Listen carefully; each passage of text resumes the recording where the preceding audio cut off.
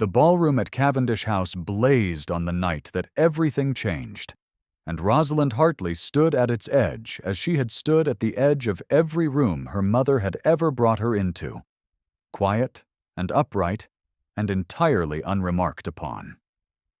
She had worn the ivory gown again, the one trimmed in pale blue ribbon that had been trimmed twice before in slightly different configurations, and she knew without looking that the ribbon had begun to fray at the left shoulder seam. She did not look.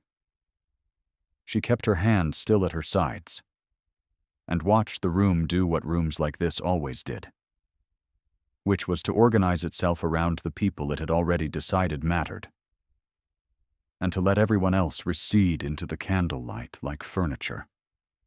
Her sister Eleanor stood 20 feet away at the center of that organization, and the sight of her was genuinely lovely. Eleanor in pale rose silk.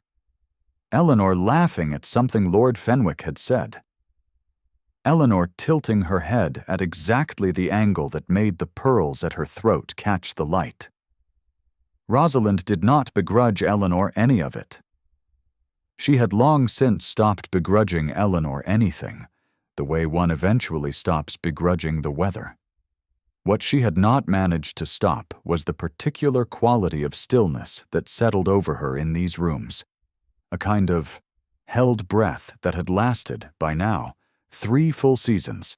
The voice at her left elbow was her mother's, arriving without preamble. "You are hovering," Lady Hartley said, not unkindly, the way a woman says a thing she has said so many times it has become procedural. "Stand nearer the wall, Rosalind. Eleanor is trying to work, and you draw the eye when you drift." Rosalind drew no one's eye. This was one of the central facts of her existence, and she had made her peace with it. "Yes, Mama," she said, and moved nearer the wall. She had been moving nearer walls for 24 years. The season of 1815 had opened with the particular ferocity of a London spring, cold and bright and full of purpose. Eleanor was 20, which the marriage market regarded as an ideal vintage, and Lady Hartley had organized the Hartley household around Eleanor's presentation with the precision of a general disposing his troops before an engagement he was certain of winning. The older sister, Rosalind, had her function in this campaign. She was to be present when a companion was needed for propriety's sake, pleasant when spoken to, and otherwise invisible. "You understand what this season means for us," Lady Hartley had said in the carriage that evening, smoothing her own lavender gloves with a care she extended to very little else. "Eleanor has every advantage, the right coloring, the right manner, the right disposition. I will not have her chances diminished by distraction." Rosalind had looked out the carriage window at the gas lamps passing in the street. "I am not a distraction, Mama. I am a woman sitting beside her sister at a ball." "You are precisely what you are told to be," Lady Hartley said, without heat, without malice, with only the flat certainty of a woman who had always found the world arranged to her expectations. "Sit quietly and let Eleanor shine. That is your part. You will be compensated for it."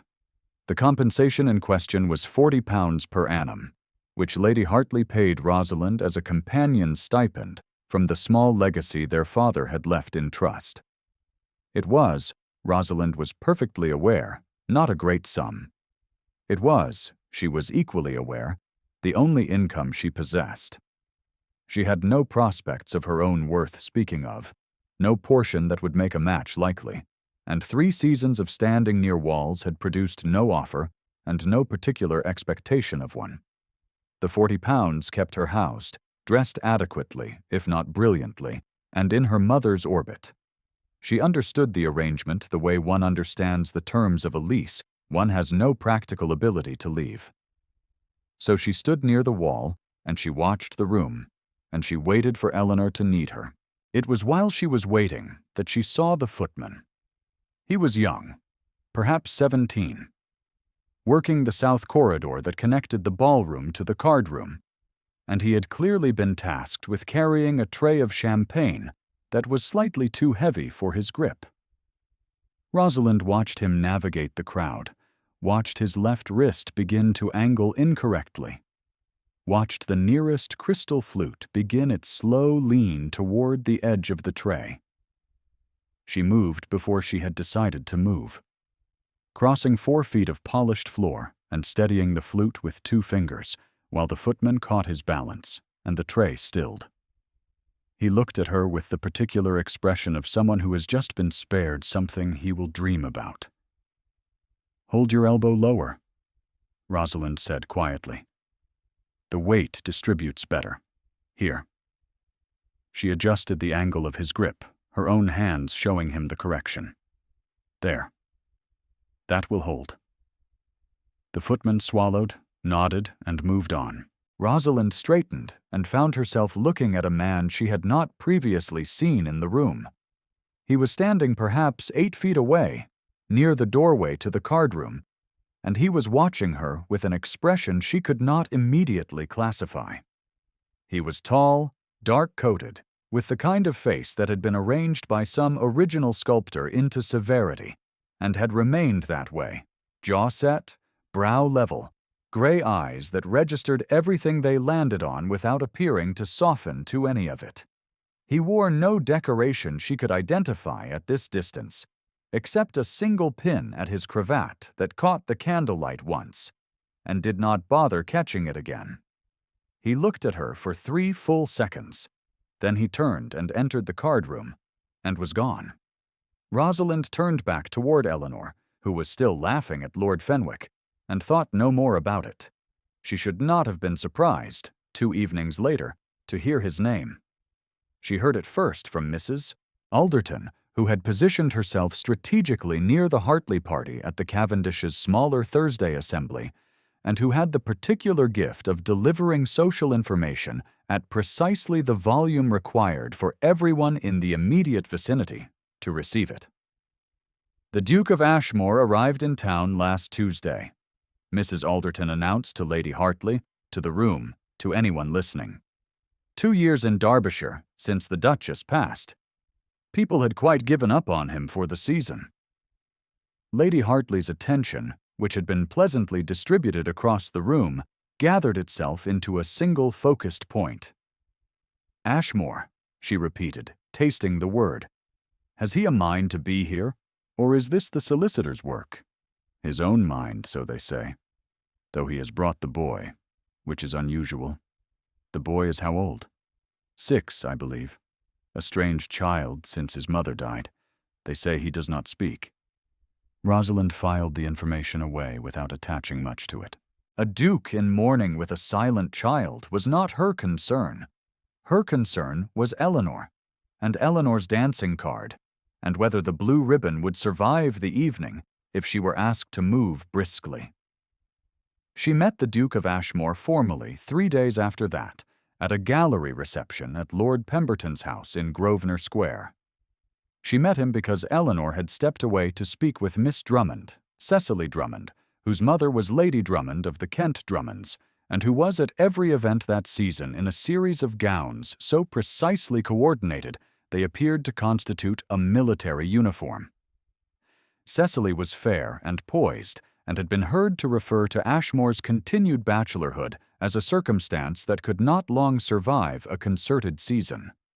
Rosalind, left briefly without her appointed function, found herself standing before a portrait she had been trying to look at for 20 minutes without interruption.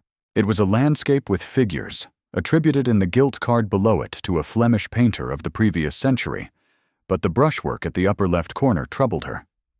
She had spent 3 years before her father's death helping him catalogue his small collection, and she knew the difference between the soft, diffuse light that painter typically used and the harder, more angular shadows visible in the clouds above the composition's tree line. "You are frowning at it," said a voice to her right. She turned. He was closer than she would have expected, standing just inside her peripheral vision, and she understood from the way the nearest cluster of guests rearranged themselves without appearing to that he was the man from the Cavendish corridor. The Duke of Ashmore. In better light, she could see that the severity of his face was not cruelty, but rather a kind of permanent containment, as though the face had learned to hold everything it was given without releasing any of it. "I beg your pardon," Rosalind said. "The frown," he said. "It suggests an opinion." She looked back at the portrait. The sensible response was a deflection, some pleasant form of nothing. She heard, very faintly, the procedural voice of her mother 3 rooms away. "The attribution is wrong," Rosalind said. A pause. "Pemberton paid £600 for that attribution. I am aware that information does not change the brushwork." She was speaking more directly than she ought to, and she could feel it. The way one feels a step that is slightly shorter than expected. "I apologize. I have no business saying so." "You have already said it," he said. "What is wrong with the brushwork?" She looked at him. He was watching her with the same quality of attention she had not been able to classify at the Cavendish. That particular stillness of a man who had trained himself to move only when the motion was worth making.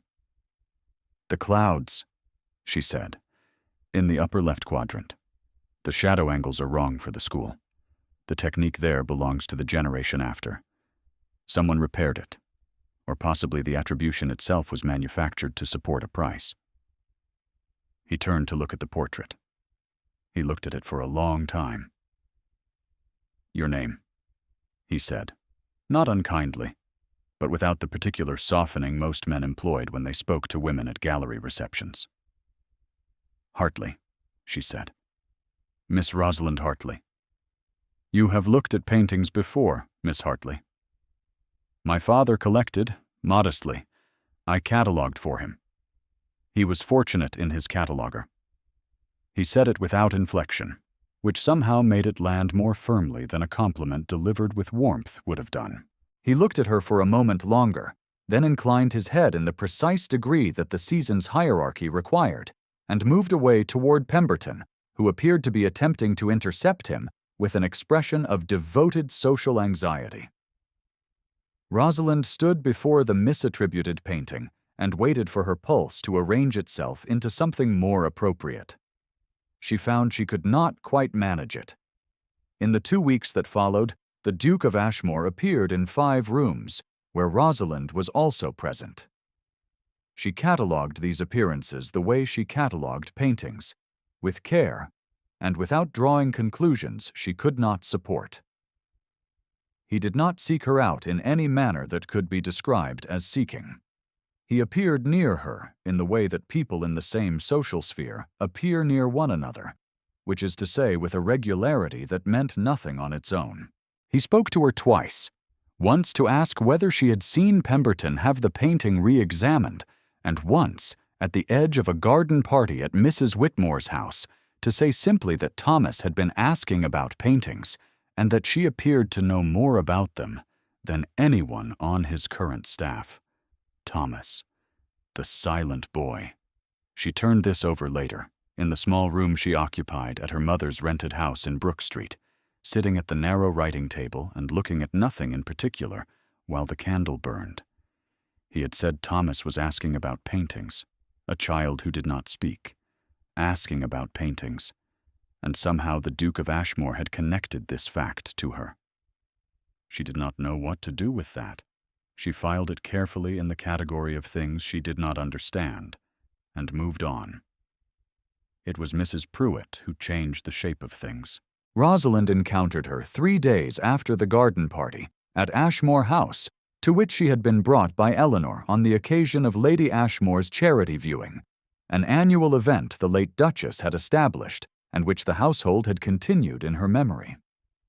Mrs. Pruitt was Ashmore's housekeeper, a solid, capable woman of 50, with gray in her hair, and the bearing of someone who had kept a large household running through grief and short staff and whatever else the last 2 years had delivered.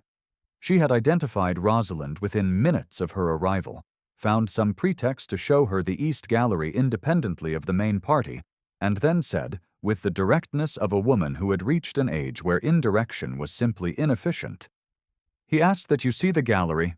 The boy is there." The East Gallery at Ashmore House was long and cool, lit by high windows that admitted a clean gray light. The walls held portraits, landscapes, a series of botanical drawings that looked Dutch, and, at the far end, a child. Thomas was sitting on the floor beneath a covered canvas, which Rosalind understood from its position. And dimensions was a portrait, covered with a cloth so that only the gilded edge of its frame was visible. He had a small sketchbook open on his knee and was copying, with considerable concentration for a child of 6, the botanical drawings on the opposite wall. He did not look up when Rosalind entered. She did not make a production of her arrival. She crossed the gallery quietly, found a low settee against the wall at a respectful distance from where he was sitting, and sat down. She looked at the botanical drawings for a moment. "The one on the left," she said, conversationally, not to him specifically, not to anyone in particular, "has a mistake. The pistil is drawn too long. The painter was probably working from a description rather than from the plant itself." Thomas did not look up, but his pencil paused. "I have a book," Rosalind continued in the same tone. "That was my father's, with correct drawings of most English garden plants. I could bring it, if anyone wanted to see it." The pencil resumed its work, but it was drawing the pistil in the corrected proportion. Rosalind opened her own small notebook, which she carried out of long habit, and began writing her own notes on the botanical series, going through them one by one, speaking aloud only when a detail genuinely interested her, making no demands and no overtures. Twice she fell silent for several minutes at a stretch. Thomas worked steadily. The room was very quiet except for the sound of their separate pencils and, from somewhere below, the distant murmur of the charity viewing. She was 2/3 of the way along the botanical series when she became aware that she was not alone in the doorway sense. She turned. The Duke of Ashmore was standing at the gallery entrance, one shoulder against the doorframe, and he had been there long enough that his posture had settled into something that was not quite casual, but was the closest she had seen his body come to ease. He was watching her, and the expression on his face was one she did not immediately have a word for, a compound of things she could not cleanly separate. Something that was recognition, something that was a pain so practiced it had learned to hold still. She understood in that moment that the covered canvas was the late Duchess's portrait. She understood that Thomas sat beneath it every day. She understood something about the Duke of Ashmore that no one at Mrs. Alderton's assembly had mentioned, which was that he had spent 2 years in Derbyshire, not because grief had made him reclusive, but because whatever he believed he had failed to do while his wife was living had not released him from the obligation to remain near the evidence of it. He said nothing. After a moment, he withdrew from the doorway without sound. Rosalind looked at her notebook, at the notes she had made, at the careful small lines she had written while a silent child drew beside her on the gallery floor. Her chest felt tight in a way she could not account for, except as something adjacent to recognition. She was not accustomed to being seen. She was, therefore, uncertain what to do about the gathering evidence that she was. If you have found yourself invested in Rosalind's story, the comment below is a good place to say so. There are people who arrived at this channel looking for exactly this kind of story, and your presence here matters. The season gathered pace in the manner of all seasons, which is to say that it became both more crowded and more brutal as the weeks wore on. Lord Fenwick consolidated his interest in Eleanor at 3 successive events: the Portman Assembly, Lady Chiswick's card evening, and the Hartley party's own Thursday supper, after which Lady Hartley declared the match as good as made and began negotiating with Lord Fenwick's solicitor over a settlement of £2,000 per annum. Eleanor was pleased, which was genuine, and blushed when the Viscount's name was said. which was also genuine. Rosalind was glad for her. And she was glad without complexity. Because Eleanor had never been the problem and had never understood that the arrangement between her sister and their mother was an arrangement at all. Cecily Drummond, observing Lord Fenwick's consolidation, pivoted. She had always kept Ashmore at the center of her calculations, but Rosalind had attributed this to general strategy rather than specific focus. She revised that attribution after the Whitmore dinner, where she watched Cecily position herself twice in Ashmore's path, and twice find herself addressed politely, and passed by without the particular quality of attention she was seeking. Cecily's confidence was not shaken by this, Rosalind could see that, but it was recalibrated. A woman whose script had never failed her was encountering a page that wasn't in the script, and her response was to sharpen, not to doubt. She began, with increasing precision, to remove Rosalind from whatever arrangement currently existed. "Miss Hartley," she said at the Howell Assembly, with the particular sweetness of a woman who means the opposite of her tone. "How fortunate that you are able to attend these evenings. I had heard that companions sometimes find the season rather fatiguing." "I am not fatigued," Rosalind said. "No, of course. Though it must be difficult, attending so many events where one is not strictly a participant. A kind of permanent observer, one might say." Rosalind looked at her pleasantly. "One might," she agreed, "if one could not think of anything more accurate to say." Cecily's smile held. Her eyes did not.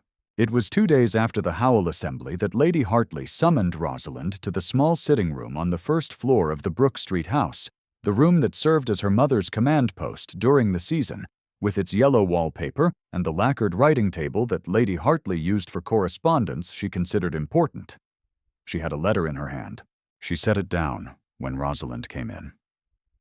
"Eleanor is settled," she said without preamble. "Fenwick is secure.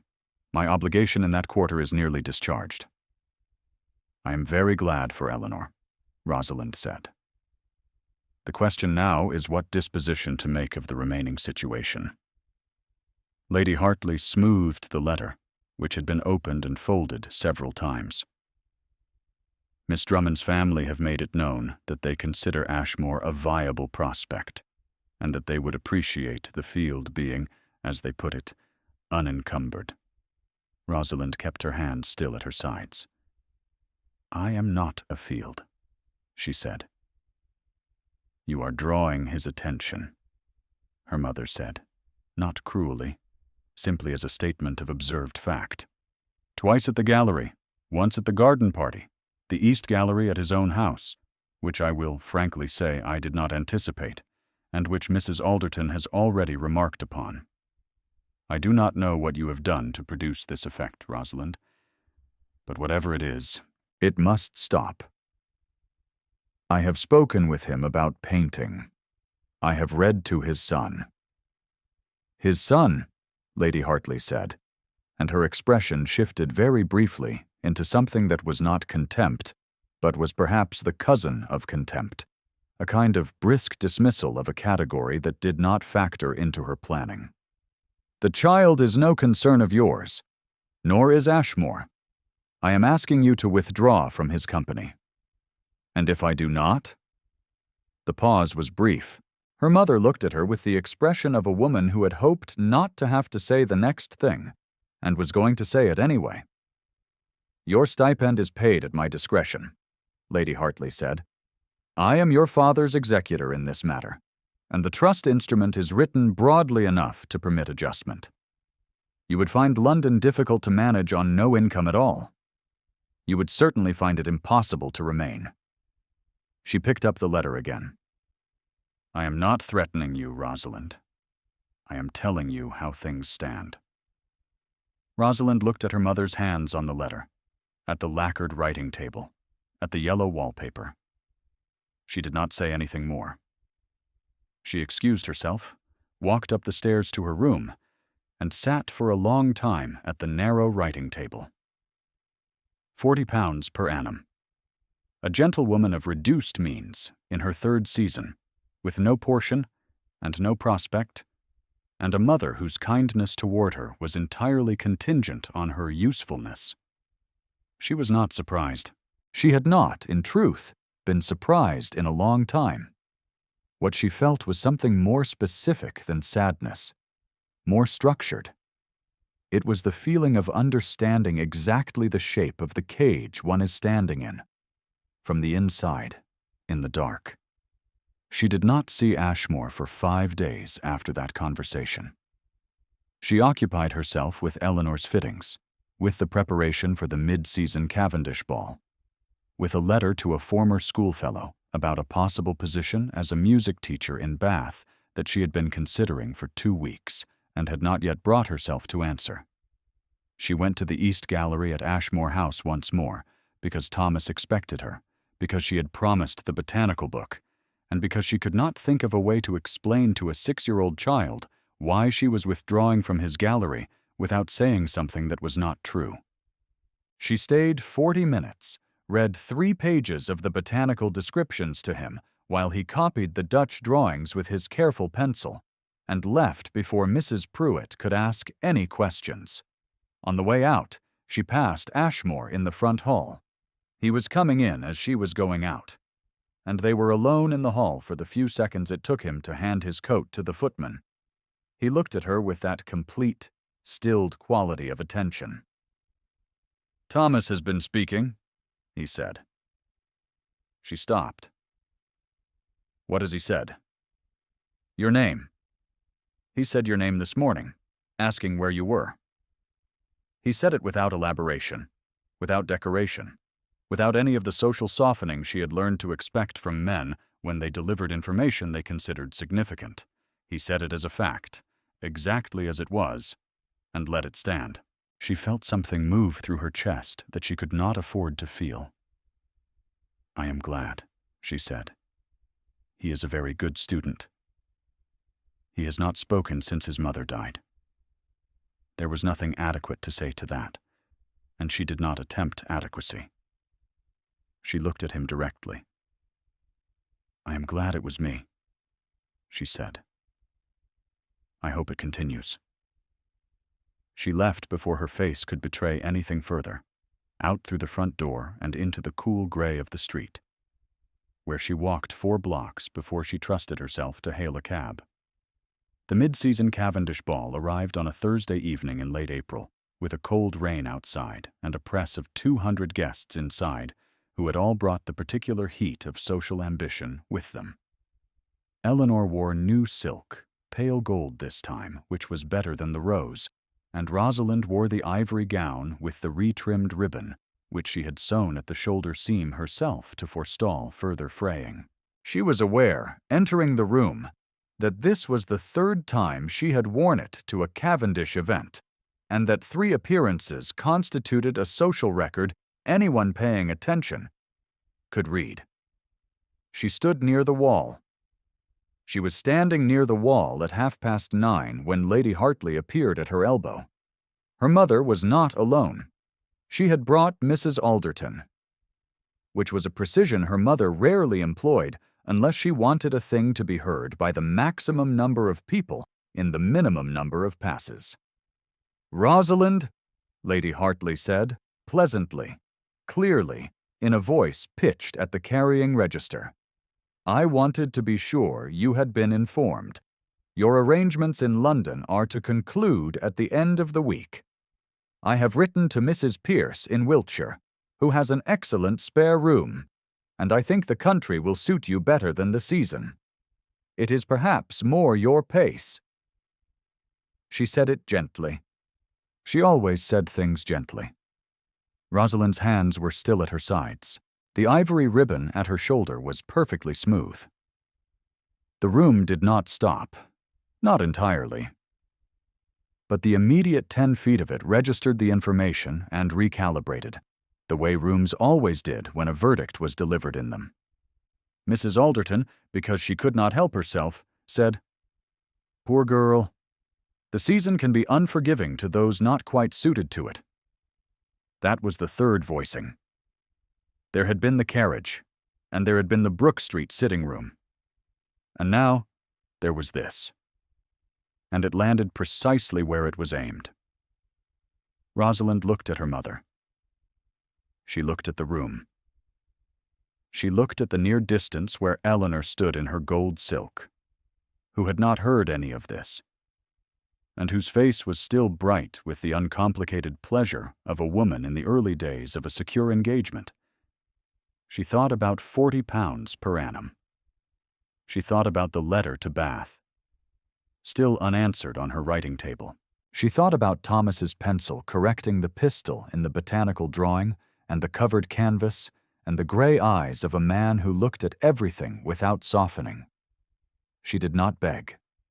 She did not perform. There was nothing she could say in this room, in front of these witnesses, that would change the shape of what her mother had constructed. And she knew it with the completeness that comes from understanding exactly the machinery one is standing inside. She turned toward the door with her spine straight and her hands quiet, and the ivory gown trailing behind her. She had crossed perhaps 8 feet of the ballroom floor when she heard the room do something different. It stilled. Not the small local stilling of a minor social event, but the larger structural quiet of a room recognizing that something is occurring that outranks whatever else was happening. She felt it in the change of air pressure, the absence of the usual conversational current, the particular collective reorientation of 200 people toward a single point. She stopped. She turned. The Duke of Ashmore was crossing the ballroom.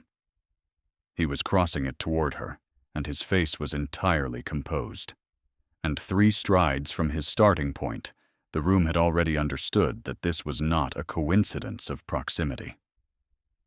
He wore black, as always, with the single pin at his cravat, and he moved with the contained precision of a man who had decided something and was now executing the decision without remainder. He stopped in front of her. Rosalind was aware, peripherally, of Lady Hartley, whose face had the expression of a calculation that had been rendered instantaneously obsolete. She was aware of Cecily Drummond, standing at the edge of the room with her fan held at the measured height, and her confidence doing something she had perhaps never felt it do before, something that was not failure, exactly, but was the recognition that failure was possible. She was aware of Mrs. Alderton, who had the presence of mind to be silent. She was, most centrally, aware of Ashmore, who was looking at her. "Miss Hartley," he said. His voice was level. It always was. "Your Grace," she said. "I came to ask," he said, "whether you would do me the honor of the next dance." The room was entirely quiet. Rosalind felt her breath go out and come back in, the small mechanics of a body doing what it needed to do. "I was about to leave," she said. She said it honestly, because she did not have the equipment, at this precise moment, for any form of not honesty. "I know," he said. "I am asking you to stay." 3 words. He said them without softness and without decoration, the way he said everything, and they were the most direct thing she had been offered in 3 years of London seasons, and the most direct thing she could remember being offered in her life. She looked at him, at the level gray eyes that had watched her steady a footman's tray, watched her stand before a misattributed painting and say what was true, watched her sit beside a silent child on a gallery floor and read about the too long pistille of a Dutch botanical drawing without demanding that the child be grateful. She thought, "He has not seen me shine. He has only ever seen me as I am." "Yes," she said. He offered his arm. She took it, and the room resumed breathing around them, and something that had been held very tightly in Rosalind's chest for 3 years did not quite release, but shifted, the way locked things shift when a key is tried in them for the first time. The dance was a country set, which meant that they were not always adjacent, and in the intervals when they turned away from each other, she was aware of the room's continued, recalibrated attention. Of Lady Hartley standing at the edge of things with the expression of a general watching a battle develop in an unanticipated direction. Of Cecily, who had lowered her fan. Of Eleanor, who had located Rosalind with her eyes and was watching with a slow, dawning expression that looked like understanding something she ought to have understood before. When the set brought them together at the turn, Ashmore said, without looking at her face, but at the middle distance above her left shoulder, "Thomas will not forgive me if you leave London."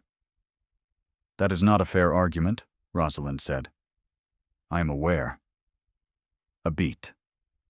"I am making it regardless." She turned through the figure. When they came together again, he said, "The position he described to Mrs. Pruitt, the one involving the botanical drawings and the Tuesday readings, is a position I had not previously known I needed to fill. I find I need it filled rather urgently." "You are offering me a position," she said. "I am offering you Ashmore Park," he said, and his voice did not change, but something in the space around the words did. "And whatever arrangement you require to call it yours without condition, I am doing it here, in this room, so that there is no subsequent question of what was said and what was meant." He looked at her then, directly, and she saw in his face what she had seen in the gallery doorway, the compound of recognition and pain, and a discipline so practiced it had worn grooves into everything it touched. She saw what it cost him to say the words in this room, in front of these people. With the covered canvas still waiting in the East Gallery, and the 2 years of Derbyshire still somewhere in the set of his jaw. He was not a man for whom this was without cost. He was a man who had decided that the cost was worth paying. "I am not a charity," she said. "No," he said. "You are the woman who told Pemberton his painting was wrong and was correct. You are the woman who adjusted the footman's grip so he would not disgrace himself. You are the woman who sat on the floor of my gallery for 40 minutes and gave my son a reason to say a word. And I have been attempting to say that clearly for 6 weeks, without managing it, until this precise moment." The music turned. They separated through the figure. When they came back, she said nothing for a moment, only moved through the steps with her spine straight and her hands quiet. "Yes," she said then. "I would like to see Ashmore Park." The season required that they complete the dance, and they did. When it was over, Lady Hartley crossed the room with the expression of a woman in the process of significant revision. She did not say what she had been planning to say. She looked at Ashmore, who met her gaze with a courtesy so complete it left no room for contest. And she looked at Rosalind, and something passed across her face that was not quite an apology, but was perhaps the thing that lives adjacent to one, the recognition of what had been too easily discounted for too long. "Your Grace," Lady Hartley said, "I hope the season has been agreeable." "Quite," he said. "I find I have concluded my business in London rather more satisfactorily than I anticipated." He did not look at Lady Hartley when he said it. He was looking at Rosalind, and she was looking back, and the ballroom at Cavendish House blazed around them with its 200 candles, and the ribbon on the ivory gown had frayed past repair, and she had never once tonight looked near a wall. The weeks after were, in Rosalind's experience, the strangest and most specific kind of busy she had ever been, the kind produced not by urgency, but by the quiet rearrangement of everything that had previously been arranged incorrectly. There were solicitors, and there were settlements drafted in the formal language of her security rather than her dependents, and there was Eleanor, who came to her room the morning after the Cavendish ball and sat on the edge of the narrow bed and took her hand, and said, with the uncomplicated clarity of a woman who loved her sister, without having understood what she was looking at, "I did not see it. I should have seen it. I am sorry." Rosalind held her hand and said, "You were very busy shining, Ellie. It was the expected arrangement." Eleanor laughed, which was the right response, and cried a little, which was also the right response, and then went home to write Lord Fenwick a letter full of wedding details that wanted attending to. There was a moment, in the second week of May, when Rosalind went to Ashmore House for the purpose of seeing Thomas's progress on the Dutch Botanical Series, and found herself instead walking the East Gallery with Ashmore himself, the two of them moving from painting to painting, while she gave him her considered opinion on each, and he listened with the particular quality of attention that she had by now learned to read as genuine rather than procedural. They came to the covered canvas at the end of the gallery and stopped. "I have not decided about that one," he said. He said it simply, without asking her for an opinion on it. "You will know when you're ready," she said. He turned his head to look at her, and the something in his face that she had been watching for 6 weeks move incrementally closer to the surface came for a moment, fully forward. The pain and the recognition and the specific quality of attention that was not admiration of a kind he had available for paintings, but a kind he kept only for things that had genuinely altered his comprehension of what was possible. He took her hand. He held it for a moment in both of his, very carefully, in the manner of a man handling something he had no intention of mishandling. Then he said, formally, with the full weight of the address, "Rosalind." Her name in his voice, her given name, used deliberately, was the most intentional thing anyone had said to her in years. "Yes," she said. And that was enough, for now, and they both knew it. They married quietly, in June, in the church at the edge of the Derbyshire village nearest Ashmore Park, with Eleanor and Lord Fenwick present, and Mrs. Pruitt in the second pew, looking entirely unsurprised, and the solicitor from Chancery Lane, who had drafted the settlement papers, standing in the back with an expression of professional satisfaction. It was a gray morning, which suited Rosalind better than blazing sunshine would have done, and she wore a new gown, pale green, that Eleanor had insisted on commissioning, and that fit correctly at both shoulders. Thomas stood beside his father during the ceremony and held still with the seriousness of a child who understands that something important is happening and wants to do it correctly. He did not speak during the service. He watched Rosalind with his father's eyes, gray and complete, and missing nothing. By the time the year's first snow arrived, in December, she was at Ashmore Park, and she had been at Ashmore Park long enough that its rooms had acquired the specific quality of belonging to her, in the way that rooms acquire this quality. Through the accumulation of small domestic facts, the particular creak of the gallery floorboard, the angle at which the morning light entered the east sitting room, the way the main staircase landing smelled of beeswax and old stone. She knew where Mrs. Pruitt kept the household accounts. She knew that the cook, a man named Gibbons, required to be consulted rather than instructed, and produced far better results under the former approach. She knew that the South Library held, behind a row of indifferent sermons, a collection of natural history volumes that her father would have loved, and that she was working through them slowly, one per week, on the evenings when Ashmore sat at the other end of the library and read his correspondence, and occasionally looked up at her with the expression that had moved, over the months, from contained to something warmer, something that held no remainder of the old discipline, except its quality of certainty. The covered canvas in the East Gallery remained covered until November, when Ashmore uncovered it himself on a Tuesday morning, with Thomas standing beside him, and Rosalind present, but not involved, because it was not hers to do, and she understood the difference. She heard about it afterward from Mrs. Pruitt, who said only that he had stood before it for a long time, and that Thomas had put his hand in his father's, and that after a while They had both gone down to breakfast without any particular ceremony. The portrait remained uncovered after that. On the December afternoon when the snow arrived, Rosalind was in the East Gallery with Thomas, who was working at the small table she had moved there for his use, copying a new series from a volume of her father's botanical book that she had finally retrieved from Brook Street. The snow came sideways against the high windows, soft and persistent, the kind of snow that meant to stay. Thomas looked up at the windows. Then he looked at Rosalind. "Ross," he said. It was the shortened form of her name, the one he had invented himself.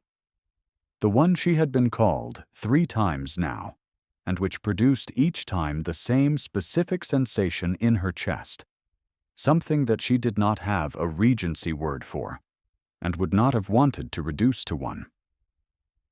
"Yes," she said. "Snow." He looked at it for a moment more, then returned to the botanical drawing with the focused practicality of a child who has noted a fact and found it satisfactory. Rosalind looked at the snow against the glass, at the white Derbyshire fields beyond, at the window that had not been hers 6 months ago, and now simply was. She heard, from somewhere below, the particular sound of a door opening, and a man entering a house that he had left that morning and was returning to now, the small domestic sound of belonging. Rosalind picked up her pencil and returned to her notes. She was home.